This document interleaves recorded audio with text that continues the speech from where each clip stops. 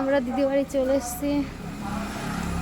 এত গরম কি বলবো, মানে বিভৎস গরম ছিল। এত সকালে বেরিয়ে তো আপনি বার্থডে বয়ের মা, আপনার গ্ল্যামার ঝরে পড়ছি কেন বলুন তো?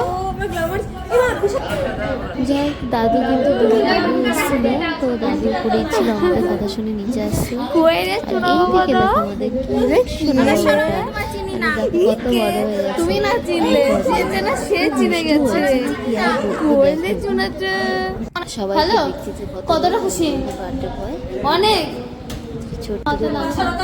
এদিকে আমরা ঘরে এসে কিছু সময় রেস্ট নিচ্ছিলাম, তারপরে মাসি থাকলো, মানে আমার মাসি থাকা গোড়ায় আমাদের এরকম থালাতে গাবলাতে ভাত মেখে সব বোনদের খাইয়ে দেয়। এবার ওরকে নিজের বোনকেও খাইয়ে দিচ্ছে, সাথে আমাদেরকেও। মাসি মানে এই করে আমাদের, মাসি থাকলে আমাদের কোনো টেনশন নেই। তো যাই হোক, এখানে খাওয়া দাওয়া মানে খেয়ে একটু রেস্ট নিচ্ছিলাম। তারপর দুপুরে খাওয়া দাওয়া আছে। দিদিকে দেখো দুজনে ভালোবাসা। তো দিদিবাড়ি চলে এসেছি, আসার পরে যে আমি দীপা অঙ্কিতা সবাই বসে আছি। চলুন আপনাদের মজার জিনিস দেখা। তো এইদিকে মাসি কিন্তু বসে বসে ঘুমাচ্ছিল, যেই ক্যামেরাটা গেছে আমি তখন চুপ হয়ে গেছি করতে আর কি লজে। এই যে চুনুপুটি, ও ভয় নেই একটু, খুব সাহস বেড়ে যাচ্ছে দিন দিন, খুব সাহস। ও দুষ্টু দুষ্টু ভাবে তাকাচ্ছে, দেখো ফেলো ওটা ফেলো।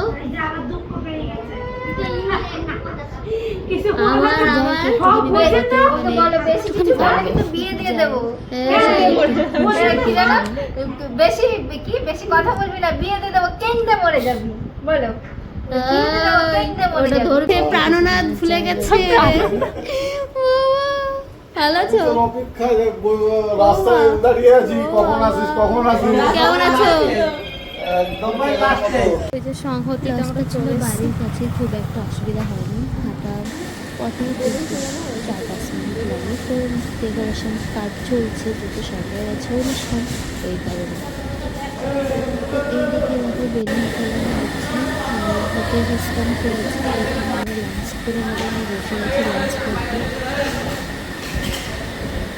আদার কলা আর কি, সবাই বসে যাচ্ছে। যাই হোক, ভীষণ গরম ছিল।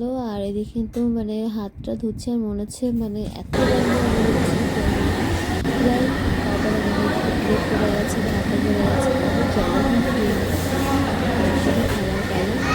পাই একটু রেস্ট নিলে আবার সঙ্গে সঙ্গে তো যাই হোক, এখানে প্লেটে গরম গরম ভাত পড়ে গেছে।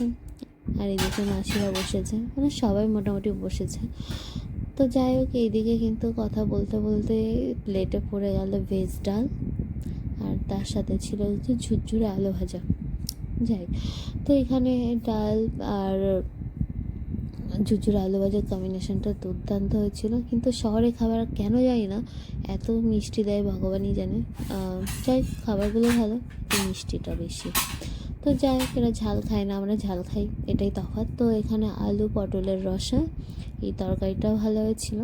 তো এটা খাওয়ার পরে ছিল কিন্তু হচ্ছে কাতলা মাছের কালিয়া। এদিকে সুন্দর ছিল, কাতলা মাছটা ফ্রেশ ছিল। আর এদিকে চলো দেখো কত বড় একটা পিস দিয়ে দিয়েছে। তারা ঝপঝপ খেয়ে এখন আমাদের আবার রুমে গিয়ে একটু রেস্ট করবো।